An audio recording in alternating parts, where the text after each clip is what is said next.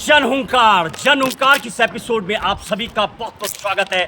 मैं हूं महेश बहुगुणा। आप देख रहे जन हुंकार एपिसोड।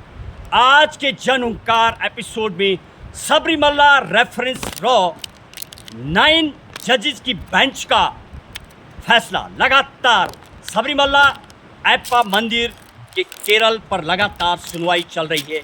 क्या कहा सुप्रीम कोर्ट ने पूर्व में कि जैसे आपको बैकग्राउंड बताया गया था, और अभी अभी लगभग 3 सुनवाई के बाद क्या कहा सुप्रीम कोर्ट ने और क्या कहा सेंटर के तुषार मेहता सॉलिसिटर जनरल ने, क्या दलील रखी कोर्ट के सामने, वो भी बताएंगे आपको इस एपिसोड में। और क्या कहना है सुप्रीम कोर्ट की 9 बेंच की जजेस का, क्या ये एक अंधविश्वास है?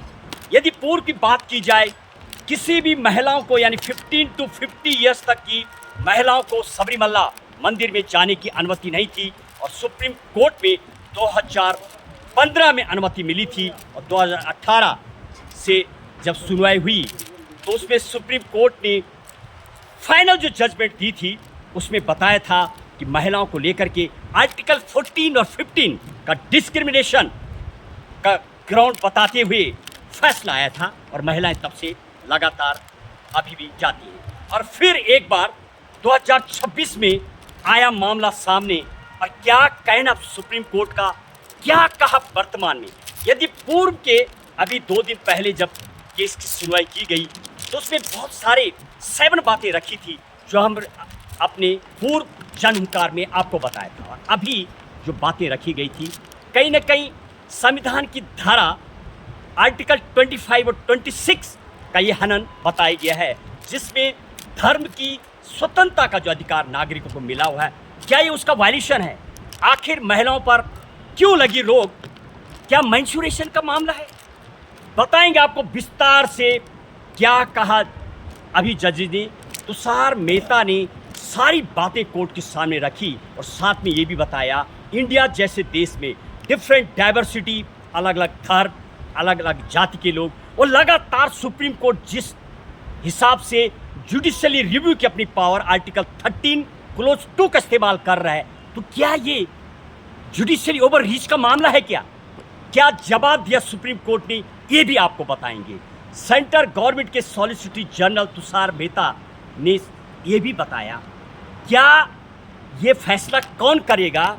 ये वास्तविक ये धर्म की आस्था है या वास्तविक ही ये ब्लाइंड फेथ के जैसा है?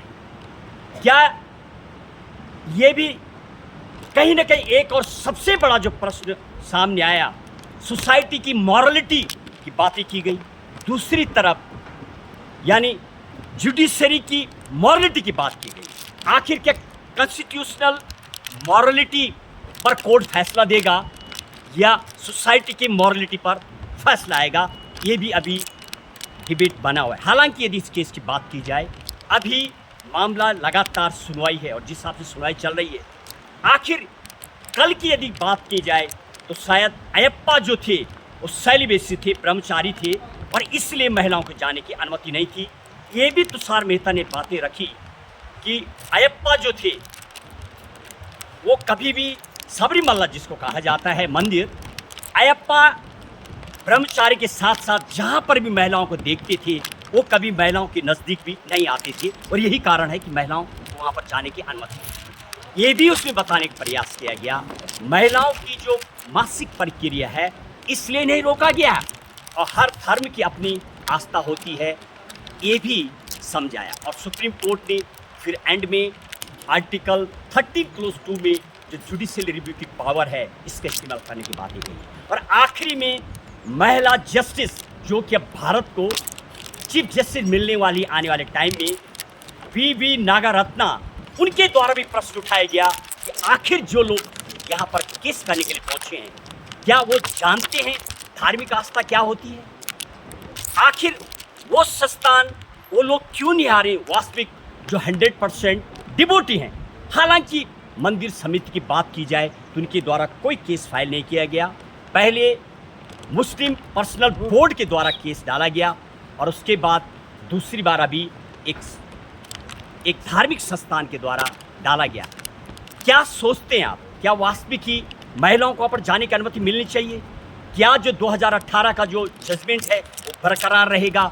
लगातार 9 जजेस का बनाने का जो बेंच है उसके पीछे भी पूर्व में जो जजमेंट दी गई थी उसमें 7 जजेस थे और अभी 9 जजेस का बेंच लगातार सुनवाई कर रहा है। अब देखना ये है जिस तरीके से जब से देश आज़ाद हुआ है लगातार शायद जुडिशरी और सरकारों की खींचतान देखने को मिली है, चाहे वो 1973 24 अप्रैल 1973 केस अनंत भारती का केस, जहां पर कि संविधान को बचाने के लिए एक फैसला आया था, जहां पर यानी क्या उसी तरीके से आज भी देखने को मिल रहा है। एक तरफ ये भी सॉलिसिटी जर्नल ने बताने का प्रयास किया जो लेजिस्लेचर के द्वारा जब लॉ बनाया जाता है भाग 20 आर्टिकल 368 के मुताबिक कॉन्स्टिट्यूशनल में जो अमेंडमेंट लाया जाता है, ये कानून बनाने की जो प्रक्रिया है, बार बार इंक्रोचमेंट जिस तरीके से अभी कोर्ट दे रहा है, क्या ये जुडिशियल ओवर रीच है क्या? कुल मिलाकर अभी केस की सुनवाई जारी है और आखिरी में वीवी नागरत्ना के द्वारा जो बताया गया उस पर भी गौर किया गया। साथ ही साथ क्या अब कोर्ट आर्टिकल 25 को पूरा परिभाषित करना होगा, अभी फिलहाल जारी है।